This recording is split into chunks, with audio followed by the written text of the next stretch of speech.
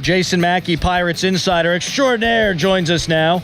Buccos victorious yesterday in more ways than one. Ben Cherington adds to the bullpen, and they beat the Milwaukee Brewers. Their little brother. They just slapped these Brewers around. It's kind of remarkable, really, when you think about it. Jason, your thoughts on the deadline, and thank you for joining us.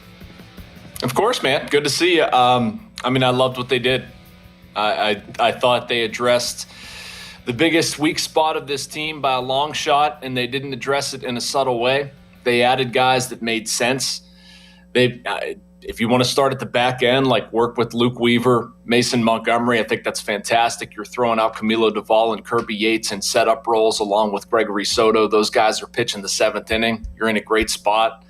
The Keller injury stinks, but you got a guy in Lake Bacher who can work the Carmen Mlodzinski role. I'd toss Carmen Mlodzinski back into the rotation.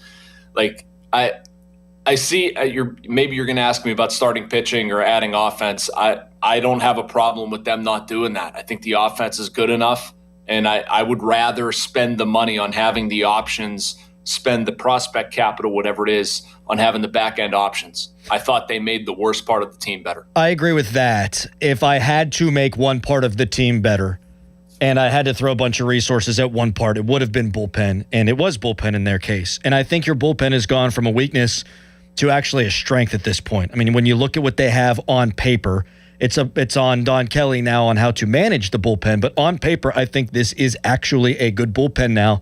And if I had to make the bet, if I were in Ben Cherington's seat, am I going to have positive regression from bullpen arms or positive regression from those in the rotation? I would bet on my rotation pieces getting better than I would any of the arms in the bullpen. And they just need to be better, Adam. I mean, they need to Correct. be better. This has been a consistent source of conversation with people in the clubhouse. Like, there's just not you're not going to go swap out bodies, right? Like, you can maybe add a starter for depth and stash him at AAA. Right now, I think Wilbur Dotel could be that. But, like, you have Paul Skeens, Jerry Jones been great, separate of this conversation, Braxton Ashcraft, Bubba Chandler. Like, you're not removing those guys. They're in your rotation. That's your rotation. Those guys need to pitch better.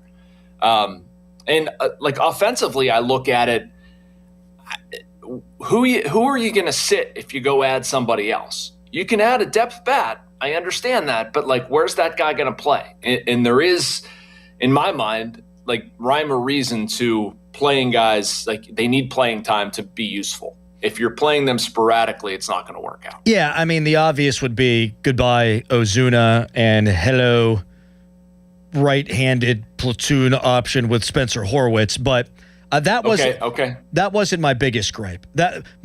If I had a gripe, and I gave Ben Cherington a B for yesterday, and I'm elated by what he did with the bullpen. If I had a gripe, it was just starter, only because you knew what was going on with Mitch. Though I will say a positive I took out of it.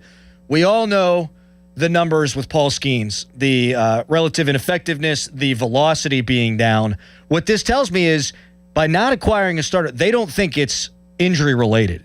Because if they felt like they needed to bet, hell, just buying probably tells you they don't think Paul Skeens is hurt, because you're probably not going to buy if that guy's not going to be pitching for you every fifth day. Yeah. I mean, I don't know where this is concocted that Paul Skeens is hurt anyway. He's not. He's not hurt. This is an interesting storyline that we're even talking about. Well, I think people are wondering why he has thrown 95 pitches at 98 plus this year, whenever that number was in the 800s last year. Yeah, I mean, I understand that. Some of it's by design. A lot of it's by design. He's not hurt.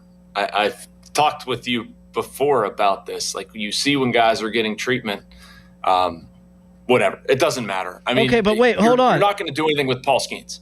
Hold on. It does matter, though. Like, you say a lot of it's by design. Well, at a certain point, wouldn't you see that the results aren't what the results have been and say, let's go back to the initial design, then the new design? Not if you believe in what you're doing.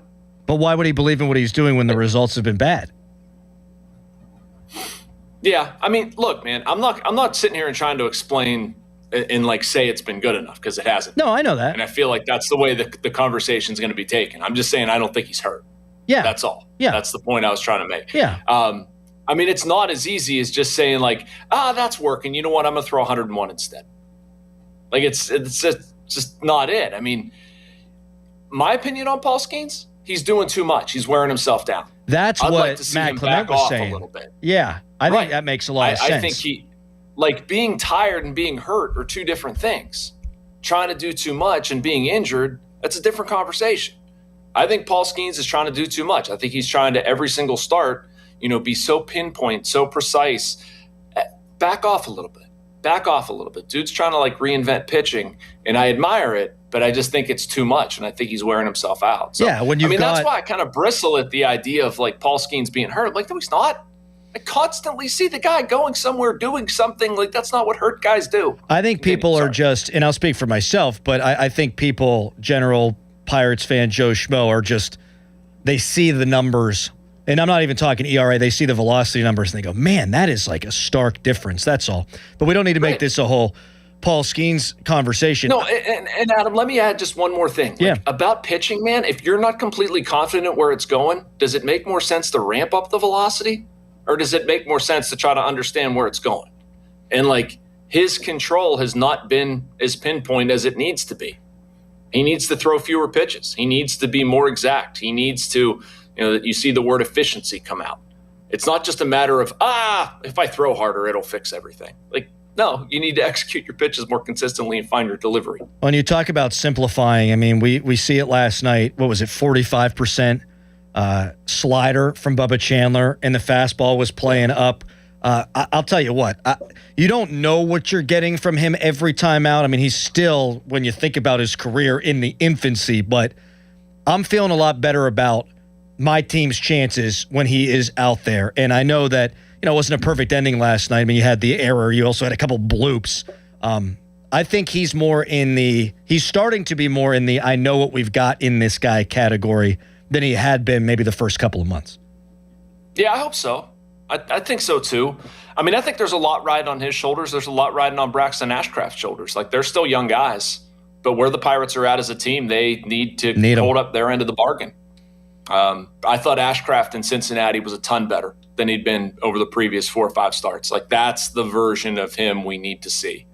But I mean, can you repeat that the next time through? Because like I said, there aren't other options, and they don't need to be other options. Those guys are good, talented pitchers, but they have to go out there and perform. There's a lot of pressure on them. There's a lot of pressure on Skeens too. Like, he needs to be the guy. He hasn't been the guy in July.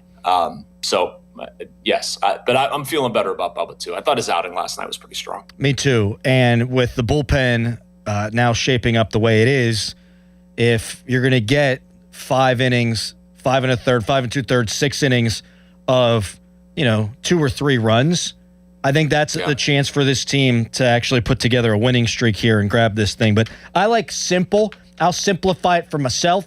If this rotation looks the way we thought it could coming into the year, or at least reasonably close to it, I think that's how they wind up putting this thing together. Mackey, I got to run. I appreciate it, man. Yep. And we will talk to you next week. Hopefully the Bucks can slap the Mets around this weekend. They don't have any pitchers left. All right, buddy. All right, Mackey. Take care, Adam. See you, bud. That's Jason Mackey, Pirates insider extraordinaire.